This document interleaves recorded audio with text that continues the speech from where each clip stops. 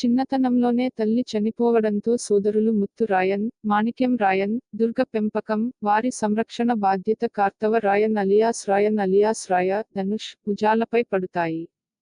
అనుకుని పరిస్థితుల్లో పూజారిని చంపి రాయన్ ఆ ఊరును వదిలి వేరే గ్రామానికి వెళ్తారు. అక్కడ వారిని శేఖర్, సెల్వరాఘవన్ ఆదరించి వారికి అండగా నిలిచి పెద్దన్నగా మారుతాడు. సోదరుల మధ్య ప్రేమానురాగాలు బలంగా ఉన్నాయని అనుకునే క్రమంలో స్థానికంగా మాఫియా వ్యవహారాలు నిర్వహించే సీతారాం, ఎస్.జె. సూర్య తో చేతుల కలిపిన ముత్తు, మాణిక్యం తన అన్నయ్య రాయన్ పై హత్యా ప్రయత్నం చేస్తారు.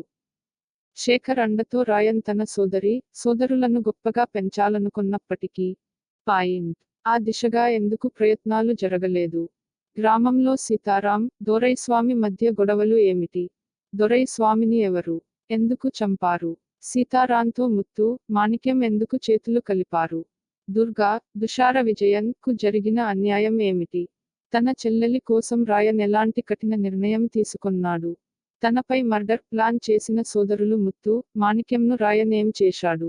చెల్లెలు దుర్గ పెళ్లి చేయాలని చేసిన రాయన్ ప్రయత్నాలు నెరవేరాయా అనే ప్రశ్నలకు సమాధానమే రాయన్ సినిమా కథ. అన్నదమ్ములు, అన్న చెల్లెలి మధ్య ఉండే ఎమోషనల్ బాండింగ్ తో సాగే గ్యాంగ్స్టర్ డ్రామా. అయితే కథను మరో రేంజ్కు చేరడానికి ఉన్న స్కోప్, అవకాశాన్ని పూర్తిగా వినియోగించుకోలేదనిపిస్తుంది. అన్నయ్యపై తమ్ముళ్ళు ఎందుకు ఎదురు తిరిగారు? చెల్లెలి కోసం అన్న ఎంతకైనా తెగిస్తాడు అనే అంశాలకు క్లారిటీ మిస్ అయ్యాడనిపిస్తుంది.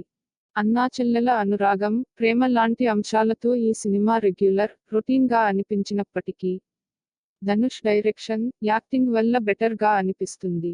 రైటింగ్ పై మరింత దృష్టి పెట్టి ఉండే మహారాజా లాంటి మంచి సిస్టర్ సెంటిమెంట్ సినిమా అయి ఉండేదనిపిస్తుంది. యాక్షన్ లవర్స్ కు ఈ సినిమా నచ్చే అంశాలు ఉన్నాయి. థియేట్రికల్ ఎక్స్పీరియన్స్ ఉన్న సినిమా. ధనుష్ ఫ్యాన్స్ కు మాత్రం ఇది ఫుల్ మీల్స్ లాంటి movie. Please do subscribe, comment and like చేయండి.